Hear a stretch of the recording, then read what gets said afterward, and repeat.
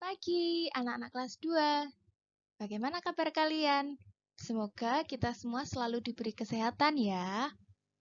Hari ini, Bu Retno akan mengajak kalian belajar mengenai jenis-jenis dongeng. Siapa yang di kelas 2 suka membaca dongeng? Nah, pasti banyak dari kalian yang suka membaca dongeng kan? Hari ini kita akan membahas satu persatu jenis-jenis dongeng. Tapi sebelumnya, kita pelajari dulu apa itu dongeng. Dongeng adalah cerita yang tidak benar-benar terjadi. Nah, biasanya dongeng itu diceritakan dari mulut ke mulut. Atau bisa juga turun-temurun. Jadi, ceritanya itu belum tentu kebenarannya.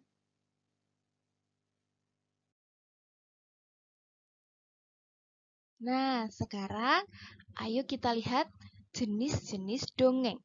Jadi, hari ini kita akan mempelajari 5 jenis dongeng.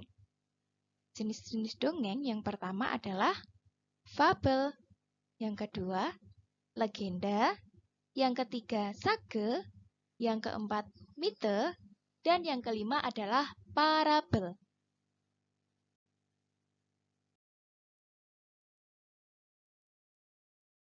Jenis dongeng yang pertama akan kita bahas adalah fabel. Apa itu fabel? Fabel adalah dongeng dengan tokoh binatang yang berperilaku sebagai manusia. Contohnya, seperti yang ada di gambar, kelinci yang baik hati. Dan yang sering kita dengar adalah dongeng kancil yang cerdik.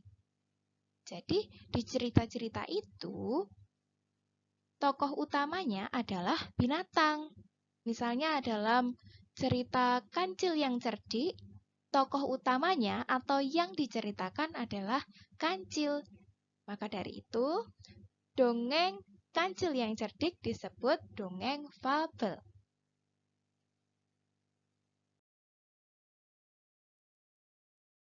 Yang kedua adalah legenda. Legenda adalah dongeng yang dihubungkan dengan terjadinya suatu tempat. Contohnya, legenda Gunung Kelut.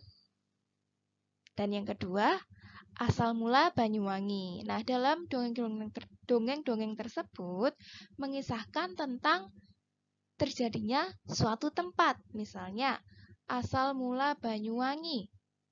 Berarti menceritakan asal mula kota Banyuwangi itu mengapa disebut Banyuwangi. Nah, coba kalian cari bagaimana dongeng mengenai asal mula Banyuwangi.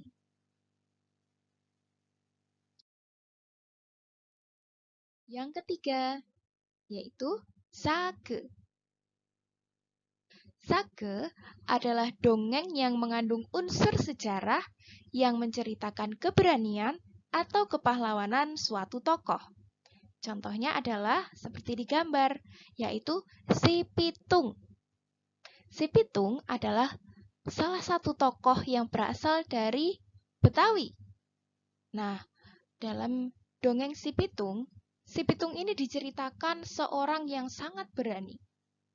Karena dia dengan keberaniannya melawan company atau melawan penjajah.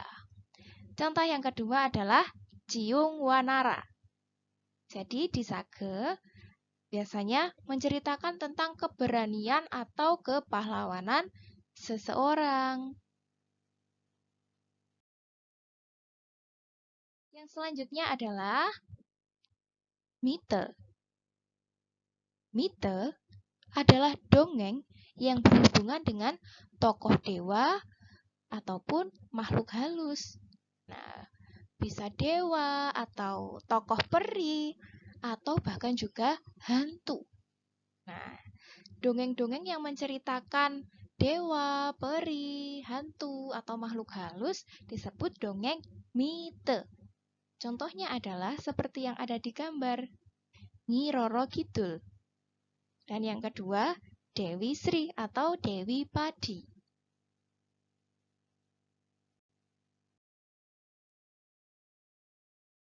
Jenis dongeng yang terakhir adalah parabel. Nah, apa itu parabel? Parabel adalah dongeng yang mengandung nilai pendidikan, baik pendidikan moral, agama, dan lain-lain. Contohnya adalah Malin Kundang. Kita semua pasti pernah mendengar cerita Malin Kundang, yaitu dongeng yang mengisahkan seorang anak yang durhaka kepada orang tua. Dari cerita Malin Kundang tersebut, kita bisa mengambil pelajaran bahwa kita tidak boleh durhaka kepada orang tua. Kita tidak boleh berani kepada orang tua. Nah, itu adalah merupakan salah satu pendidikan moral. Oleh karena itu, dongeng Malin Kundang termasuk dongeng parabel.